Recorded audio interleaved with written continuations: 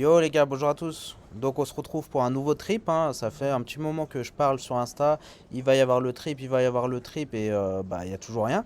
Donc ça y est. Bon, je suis un peu en vacances aussi. Désolé par avance peut-être du rendu graphique de la vidéo. Je vais essayer de faire au mieux. Également, j'aurais voulu vous montrer les détails de l'application, toutes ces choses-là, mais on va faire le minimum. Et vous verrez, je vais quand même vous donner pas mal de contenu.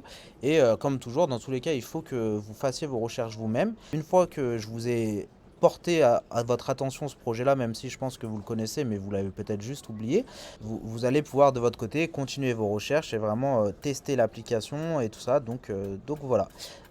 Également, j'ai mis ce petit site de vidéo un petit peu forcément un petit peu provocateur. Pourquoi? Parce que, encore une fois, quand les youtubeurs mainstream ou les influenceurs mainstream, c'est-à-dire les grands nombres d'abonnés, bon pas tous, hein, notamment SO Asher, hein. Asher qui fait vraiment toujours un très bon taf, mais certains surtout là en début d'année, ceux qui sont improvisés experts de la crypto à faire des vidéos alors qu'ils venaient pas d'arriver, qui ne connaissaient rien aux crypto-monnaies. Quand tout le monde parle du projet, inquiétez-vous. Moi, Omi, hein, typiquement, j'en avais jamais entendu parler avant qu'il y ait pas mal, avant qu'il y ait cette vidéo-là qui sorte. Donc cette vidéo qui a le même titre que moi, donc elle est sortie par là, quoi. Et tout le monde m'en parlait, tout le monde m'en parlait, tout le monde m'en parlait. Et j'ai regardé le graphique, bah, j'ai dit, bah les gars, enfin, vous achetez ça, vous? C'est monté comme ça, vous achetez là. Et là, depuis que maintenant on est là, bah, il n'y a plus personne qui parle de ce projet-là. Il n'y a vraiment plus aucun attention. On voit les volumes, c'est 2 millions, 2 millions sur Bitforex, 1 million sur Bitmax. Ouais, moi je trouve ce projet assez délaissé pour le moment. Je vais vous montrer dans la fin de la vidéo pourquoi il est à plat, comment elle va structurer la vidéo. Dans un premier temps, je vais vous faire une brève introduction d'Omi et d'Icomi, donc la société derrière. Suite à ça, je vais vous faire une analyse graphique. Et pour finir, je vais vous lâcher 2-3 rumeurs et un petit peu mon avis sur ce que je pense sur ce projet-là. Donc je le rappelle, hein, comme d'hab, ce n'est pas des conseils en investissement, je ne suis pas habilité pour, je vous suggère. On sait que le trip en règle générale ça marche bien pour ceux qui sont de ma communauté, donc je vois pas pourquoi celui-là ne marcherait pas. Mais aucun conseil en investissement, faites vos recherches, je ne suis pas un gourou et tout ça. Et dernier petit truc, j'ai dit que c'était le dernier trip parce que comme vous voyez, je suis assez irrégulier sur YouTube. Pourquoi je suis irrégulier sur YouTube? Parce que j'ai pas fait le choix de faire comme certains YouTubeurs, chose que je respecte, hein, je suis pas du tout en train de dénigrer, j'explique juste. Leur business model, c'est de faire de l'affiliation. Donc pour faire de l'affiliation, il faut toujours plus de monde pour pouvoir créer, enfin que l'affiliation génère un vrai revenu. Moi, j'ai fait le choix de partir dans des formations ou des accompagnements payants. Donc forcément, celui-là, j'en ai parlé aux gens que je coach en individuel et je leur ai dit que j'allais donner ça gratuitement à la communauté et on m'a dit, bah non, mais nous on paye, du coup c'est pas logique pour nous. Donc voilà, ça sera le dernier que je donnerai comme ça publiquement. Je donnerai toujours des petits trucs que je vois passer sur mon Telegram, hein. Je vous mets le lien du Telegram dans la bio, comme le Checkcoin ou des choses comme ça. Mais des trips à proprement parler, il y en aura plus de façon régulière comme on a pu faire par le passé. Dernier instant promo avant de lancer la vidéo. J'ai réalisé une étude de cas pareil dans la description.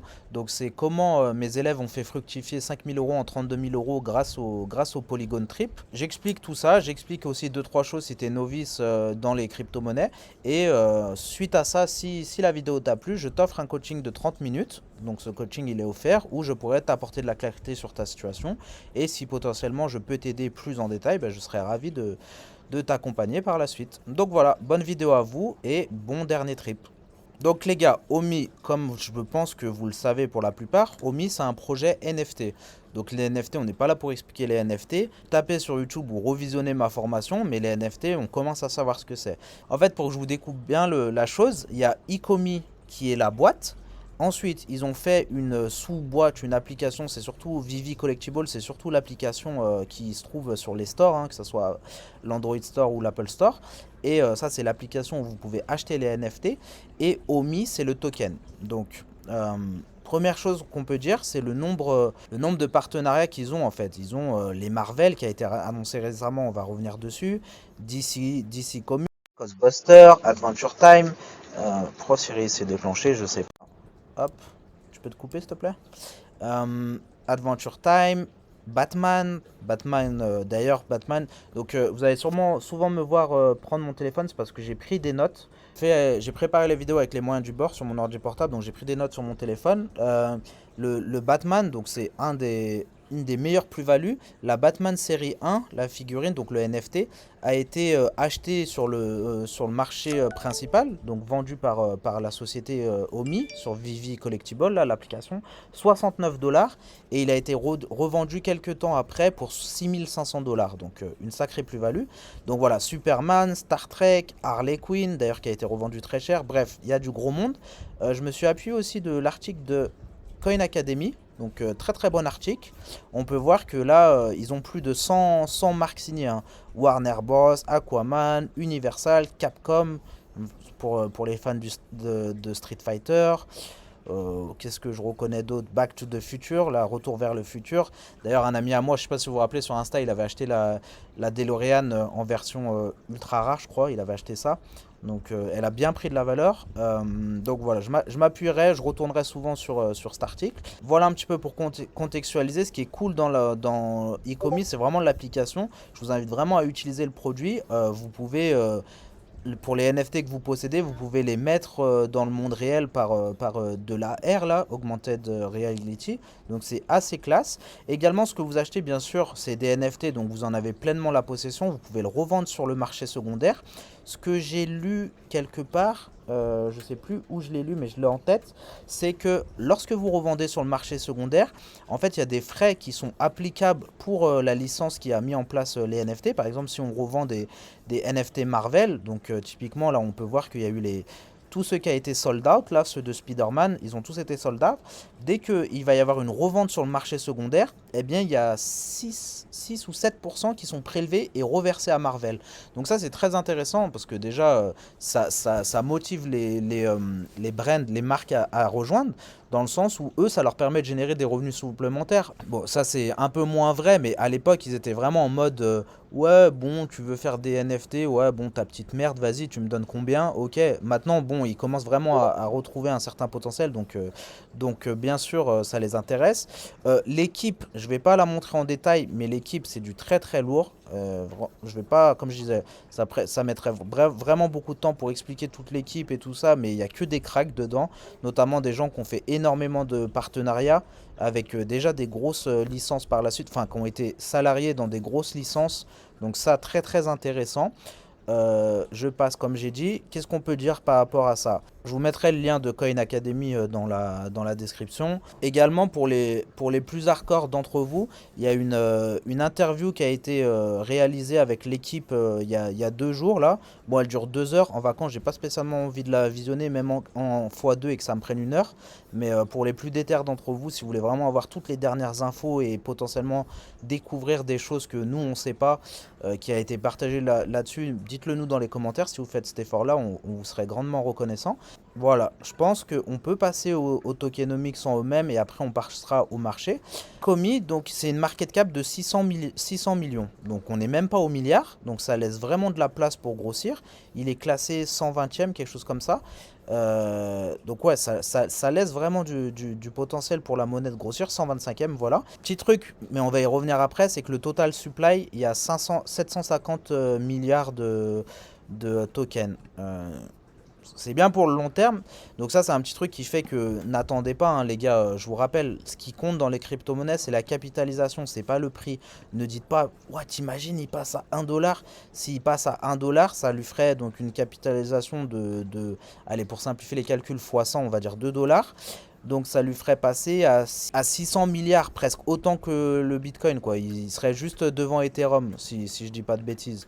Donc qu'il fasse un bond comme ça, il va en falloir du temps. Ouais, il serait devant Ethereum et un petit peu en dessous du Bitcoin. Donc ne regardez pas le prix, regardez toujours la capitalisation. Pour les nouveaux, pour ceux qui ne savent pas, je vous le matraquerai à vie. Voilà ce que je peux dire en introduction. Donc comment le token est utilisé? Premièrement, c'est qu'il y a un système de bird. Comme j'ai dit, le but, c'est pas de faire une étude 100% du projet. Le but, c'est vraiment d'aller directement dans le concret. Donc je vous invite vraiment encore une nouvelle fois à faire l'effort derrière. Mais dans l'application, quand tu vas acheter des NFT, il faut que tu achètes des gemmes. Et l'équipe a fait ce choix-là pour simplifier pour tous ceux qui ne sont pas crypto-friendly, Donc pour tous ceux qui ne sont pas encore habitués à la crypto, bah là tu achètes des gemmes dans l'application, c'est comme si tu achetais des gemmes sur Candy Crush ou des choses comme ça, et tu peux acheter tes NFT. Donc ce que fait l'équipe de Icomi, dès que les gemmes sont achetées, eux ils rachètent des équivalents en OMI et ils les burn, donc qui permet de raréfier la supply de la monnaie. Ensuite, les buybacks qui ont, comme ils disent, sont rentrés au jeu au mois de 2021.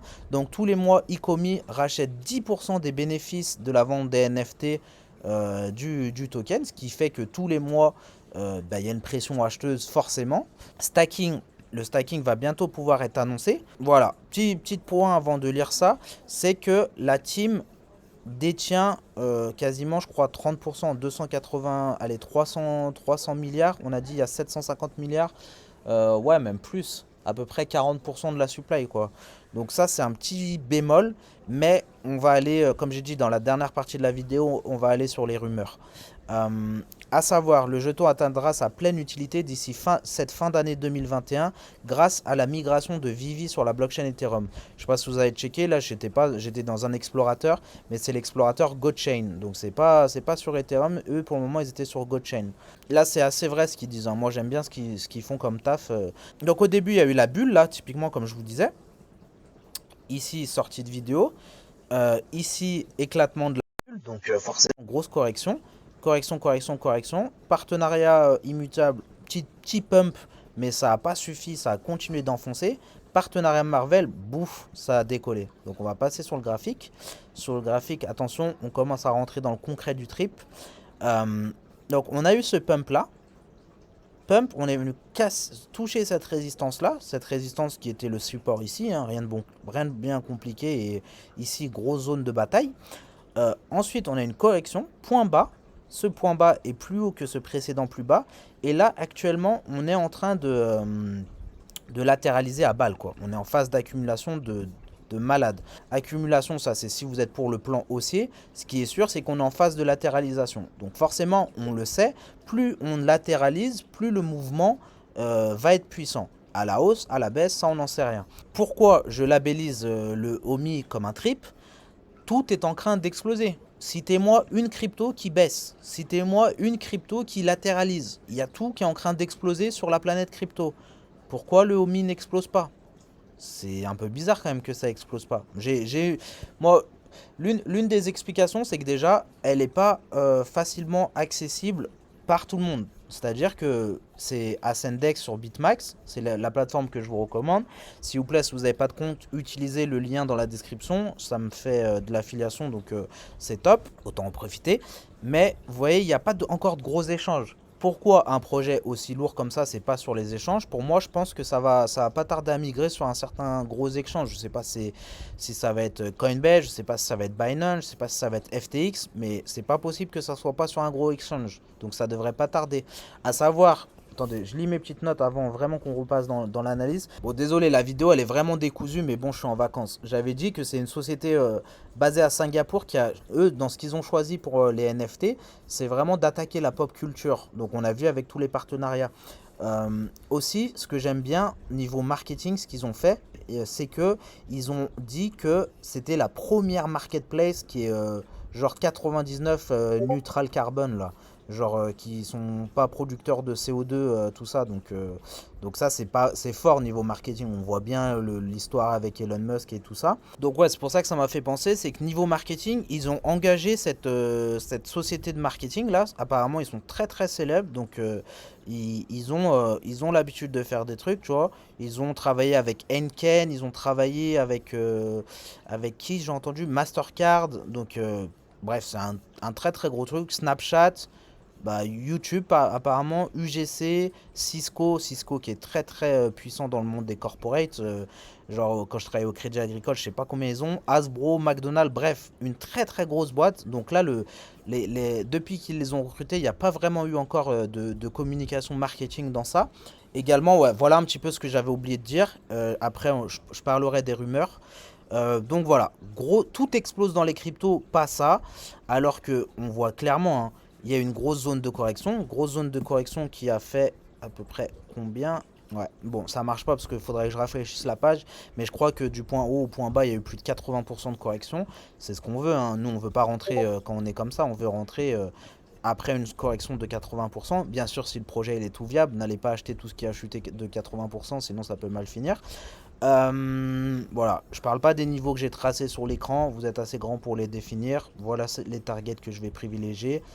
Bien sûr, on garde un back pour To The Moon. Donc voilà un petit peu pour tous les trucs. On passe à la dernière partie, les rumeurs. Donc les rumeurs, premier truc, c'est que apparemment, les nombres de tokens des fondateurs, ils devraient se débarrasser d'une grande partie. 50%, peut-être pas. Un tiers, pourquoi pas. Donc si ils détiennent 40%, on arrive à... Bon, 30%, ce sera plus simple. On arrive à effacer 10% de la supply comme ça d'un coup. Très très intéressant. Donc c'est des rumeurs, on n'en sait rien si ça va se passer, mais apparemment il y a des choses qui seraient assez vraies. Et ils ont énormément de tokens, donc ça serait pas trop déconnant, surtout si le marketing pense que c'est pertinent.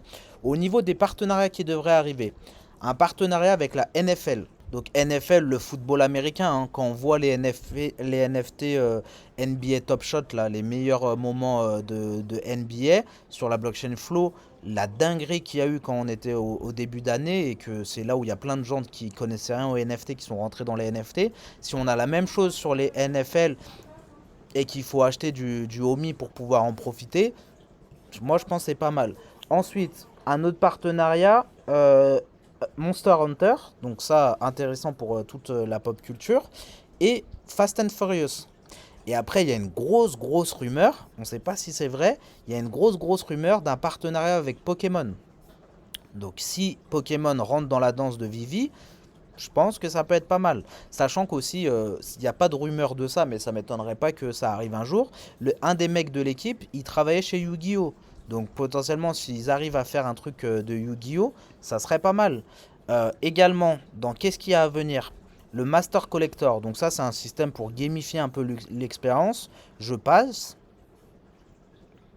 Il va y avoir un système de Viviverse, donc des métaverses, où tu pourras acheter un terrain dans lequel tu pourras exposer tes salles d'exposition avec tous tes NFT. Donc un petit peu comme Decentraland, un petit peu comme, je sais pas, plein de trucs où ils vendent des lands. Ça, c'est très apprécié par la communauté NFT. Ils aiment beaucoup acheter des terrains. Et lunettes de réalité augmentée, confirmées par David Yu, le fondateur et la société. Vivi utilisera des lunettes à réalité augmentée pour maximiser l'expérience de l'utilisateur. Donc ça serait quand même assez dingue d'avoir des lunettes de réalité augmentée. Ils ont assez de cash pour pouvoir le développer. Maintenant, la technologie, elle a avancé, donc ça peut être un produit pas craignos qui te fait mal à la tête au bout de 30 minutes. Et également, dans le white paper, ils ont annoncé, je ne suis pas allé rechercher l'information, comme vous savez, vacances, tout ça, mais ils avaient annoncé à l'époque qu'ils prévoient de faire un jeu. Donc les NFT que tu achètes, potentiellement, pourraient être intégrés dans un jeu dans le white paper. Donc ça serait assez dingue. Donc ces rumeurs-là qui sont très... Il y en a un peu plus fondées que d'autres. Pokémon, j'y crois, je pense vraiment que ça peut arriver.